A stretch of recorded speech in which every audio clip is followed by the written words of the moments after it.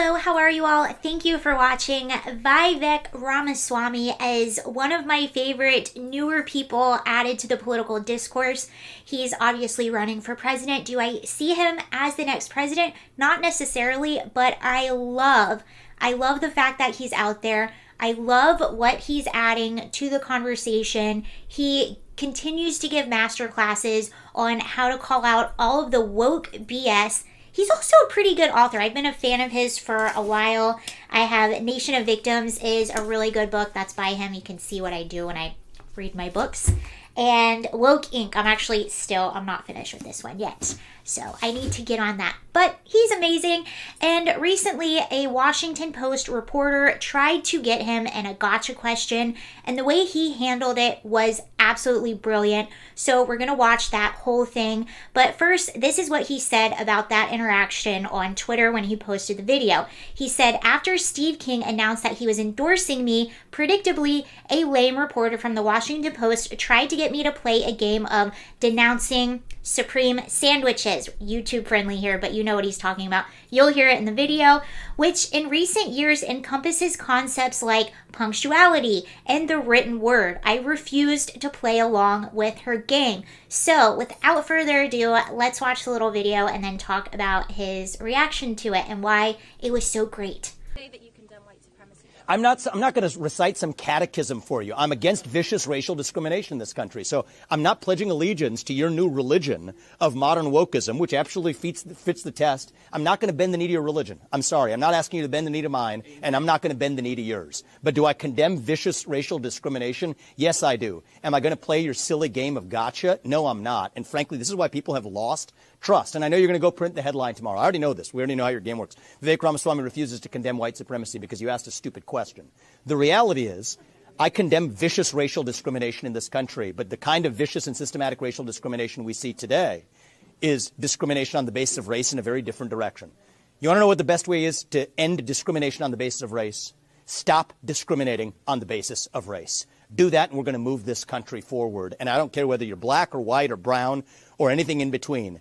That's how we're going to unite this country.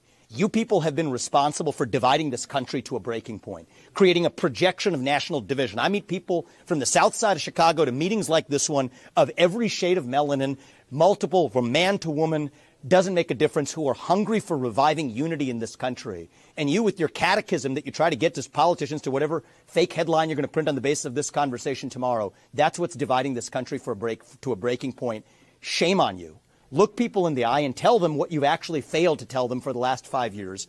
Own the accountability for your own failures as the media. That's how we rebuild trust in this country. And until then, I don't have a lot of... Absolutely love it. He didn't let them get away with it. And that is the trick. That's how you deal with people like this. Stand up to them, stand firm, and throw it right back in their face. And that's exactly what he did. What they're expecting you to do when they ask these questions, and that's exactly what it is. It is a gotcha question. It is, you need to step inside of my religion and participate in my religion. And what he's saying is, no, I'm not participating in that. Because what you actually mean is punctuality, the written word. It goes into a whole can of worms with these people, and do not participate in it. What he did was brilliant. He said, I do not believe in racial discrimination across anyone, regardless of who you are or where you come from. And that's what it is. That's how most of us feel. But what they're expecting when they hit you with those questions, or even worse, when they accuse you of things like that, they're expecting you to cower. They're expecting you to be a deer in headlights and to be ashamed. They're expecting those words to silence you. And you can't let it do that anymore. And I stopped letting it do that a very long time ago. It's the same. They racialize everything and make everything about one thing when it is in fact not. I get this a lot because I talk about the border a lot. I was also very critical of BLM. So what's the automatic leftist default? Oh, you don't like, this demographic or that demographic. You don't like this demographic. No, it has nothing to do with that at all. And how dare you bring that up? That's what I say to them. I'm like, who brought up skin color? Was that me or was that you? Who really is the one that is obsessed with the color of people's skin? Is it me or is it you? Because I didn't bring that up or not. That's never been a part of my conversation. That's never been a part of my argument. You're the one that tried to make it about that. And the reason they do that is because they know if you are accusing someone of what this Washington Post reporter was trying to get him to denounce, if you accuse someone of that, that is one of the absolute worst things that you can accuse people of. So a lot of people, it will make them stop in their tracks. It will cause them to become a deer in headlights, and that's exactly what they want. They do it to silence you and to shame you and to stop having your argument, and you can't let them do that. So call it out for exactly what it is right in their face, and you see what happens. They usually don't have much to say. So I'm so happy that he reacted the way he did. That's exactly how you should handle these people. Just throw the shame right back at them, because it's not about actually having an argument. When someone immediately comes after your character instead of the content of your argument, that means that they have no argument and they're trying to silence you. They're not having this argument in good faith. They're calling your names and attacking your character without even addressing any of the things that you said. So I love that he handled it the way he did, and I definitely think that is a masterclass on how to handle reporters and individuals like this.